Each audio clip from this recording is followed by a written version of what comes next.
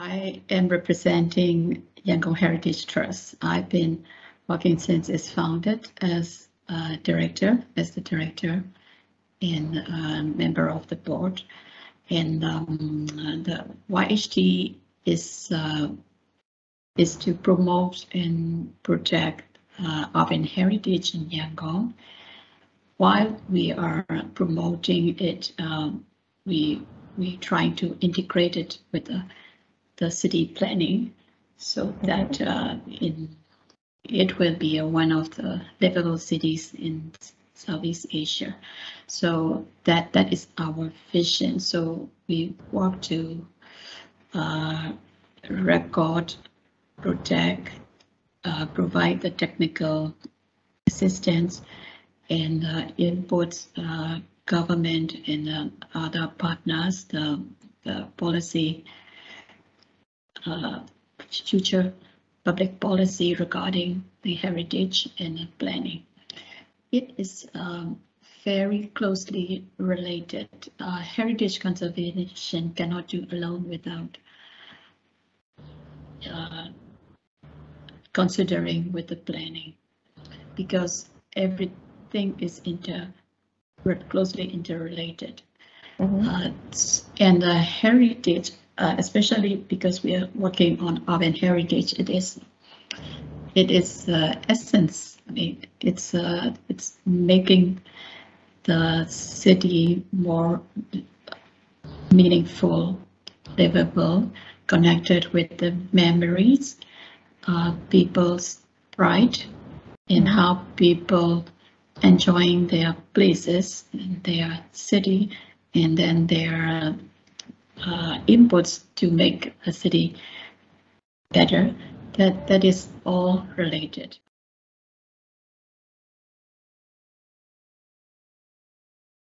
My background is architect, and I've got a master in urban planning as a graduate degree, and I always liked that subject. Even while I am doing my bachelor in architecture, one of my professors said, the way you're thinking is not like architect and more like planner. Maybe I was thinking too much. So that's it's always excited me. I saw that cities are very important. Cities are lives of people, and cities, because of the lives of people, it's a collective lives of people. So the people from their birth to their death, the city has to provide, to facilitate the people's life. The cities mean people living together. Yeah. So the bigger city means millions of people living together. So making a well-functioning of the city is quite challenging. And then if the city is successful, then it will contribute the growth of the whole country. So that's why we say that cities are engine of growth. So they're very important. And then the cities are many, I believe that the cities are the part of the natural process. You cannot prepare how people should live or think or die like that. I think there's a lot of contribution from each individual. So you've got to recognize. So because of everyone is living things, the intelligent people all live together in one place, you've got to count each and every body's thinking, their contribution, their participation. That is very important. You've got to understand that. So I am not very much in the planning city here, that. I think that's a lot that people can contribute. So designing or planning, that must be go together with the people. They understand much more than actually actual manner.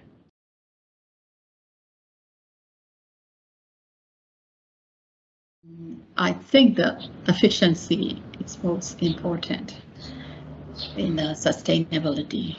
Efficiency in resource usage, resource including like land or the energy or the investment or even the time.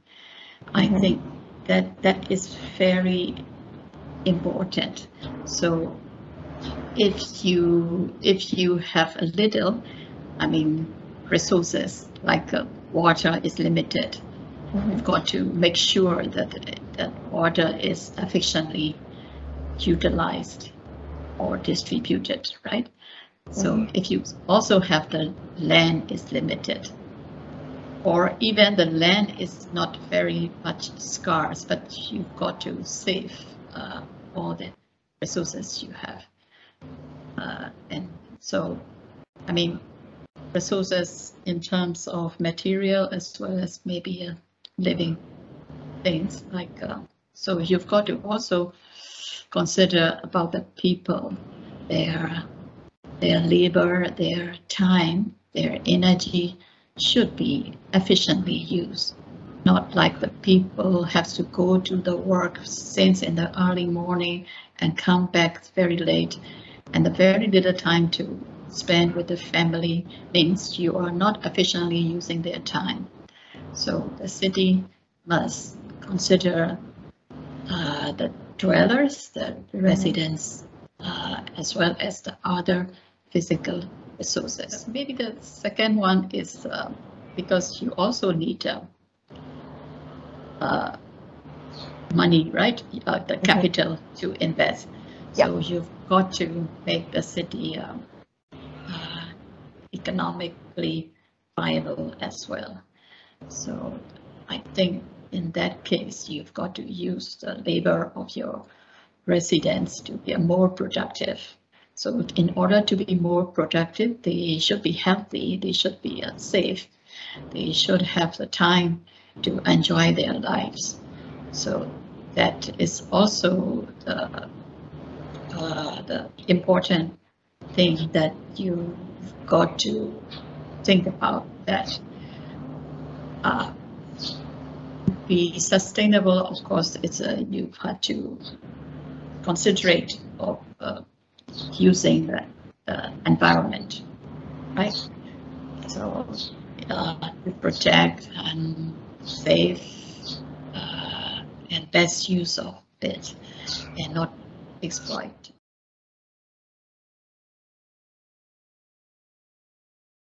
As my part, like heritage conservation, it's also the part of the cultural heritage. The urban heritage being like a natural, cultural built all together.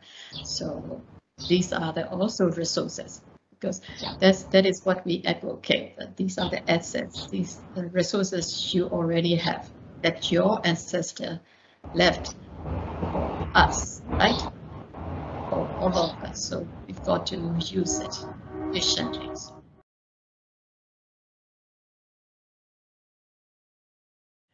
Women, of course, they can contribute a lot naturally, because women are responsible, right? And women are sensitive. So that's a natural born quality, can contribute a lot. And women have the traditional female wisdom, you know? So they know how to make use of efficient way to all the resources we have, all the assets we have. So that's a natural born quality of the women. And in practical, the women are the most people who have been moving in the family, right? So they managing their house, they are carrying the family, the children, the elders, people. So, and then they they are the key role in the functioning the household. Yeah. So they know they are running around like a market or with the school or with the work or communication with the neighbors or things. So they know what works and what not works, right? Yeah. And what would be better, right? What would be more efficient. And then if you can give the message to them, they can absorb and they can implement directly. So maybe like a waste keeping or recycling or planting or growing trees around, and then they know the distances, right? Because they are moving around. So, for example, if you are providing the housing for the people, maybe affordable, or maybe the low income, or maybe the better quality, or then they are the one who can tell you more. So what space? Because they know in the running, in the room, in the house, in the street, or in between the workplaces or the shopping places. So, I mean, there's a woman that can tell you a lot to be a more efficiency. So Yeah. these are the values, and then they also know how to spend or how to save the money or the other resources, and then they can also influence the behavior of the family or the neighbor thing.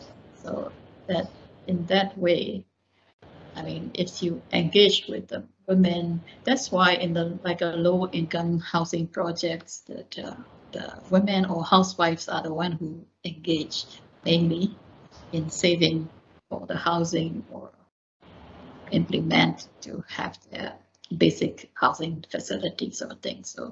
So the women, when women have a lot of memories to tell you, or the family tradition to hand it over to the next generation.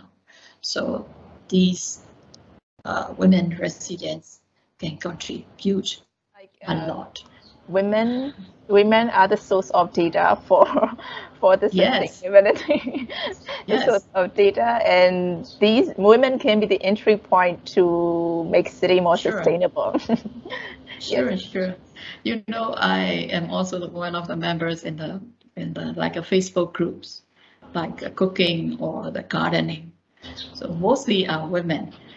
Yeah, sure. Know a lot. Yes, they know a lot, and they are very happy to share their expertise, and then they know many efficient use, or how to, with the little resources, but how to expand your enjoyment.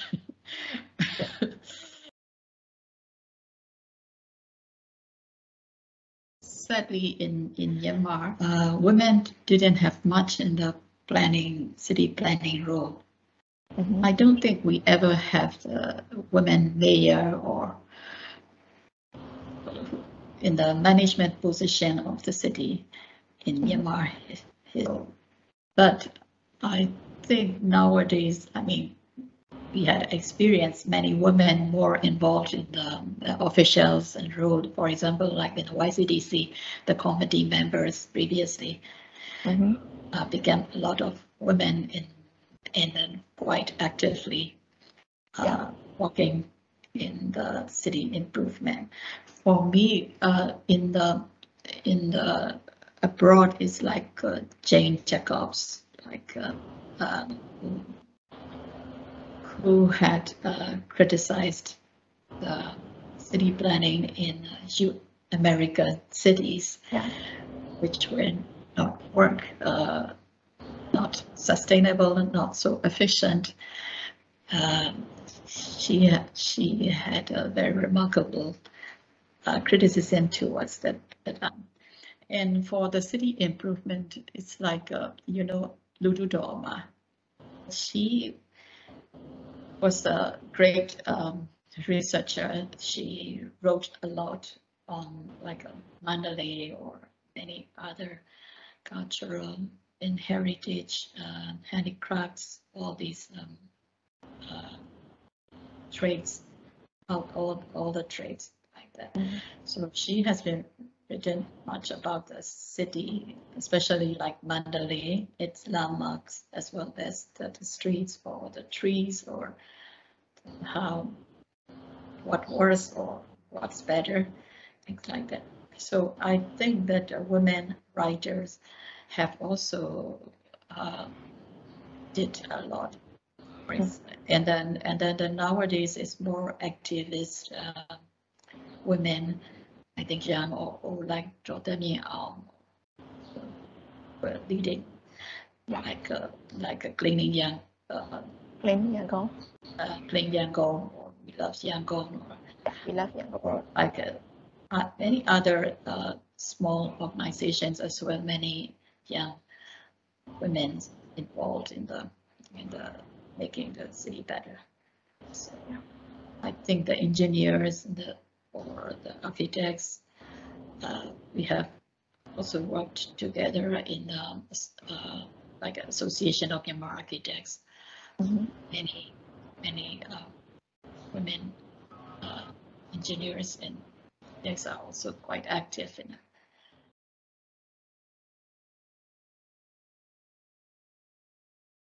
Urban planning is not you are drawing something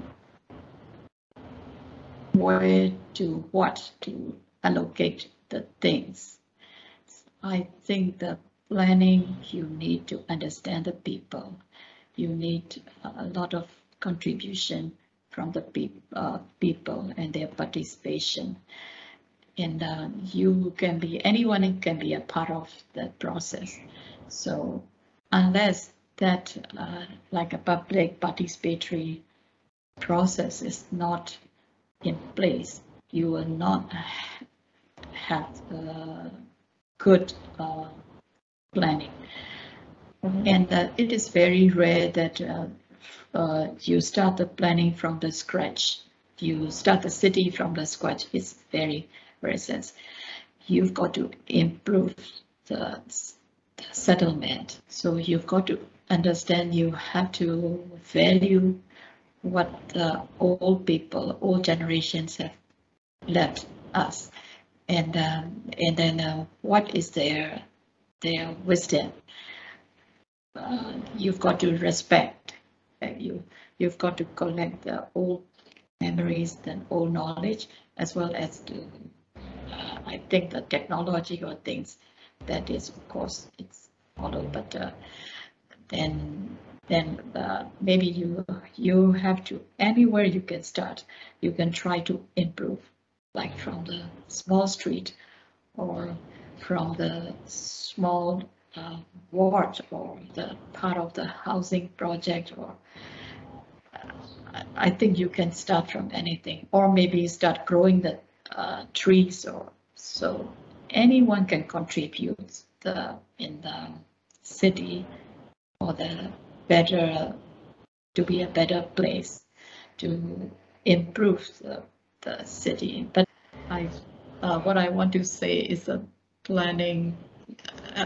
You can be a part of that. You can start from anywhere with all the discuss, consult together, and use the resources, whatever resources you have to improve, but not to decide alone. Decide together or take together. Thank you. From this, I got 3 points.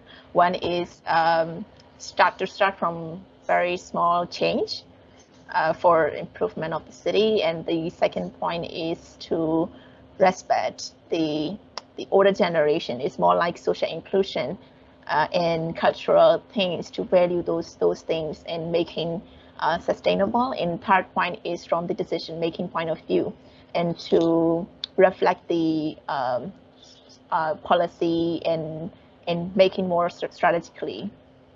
Yes, strategically, yes, and public participation, it's quite more public important. participation. Yeah.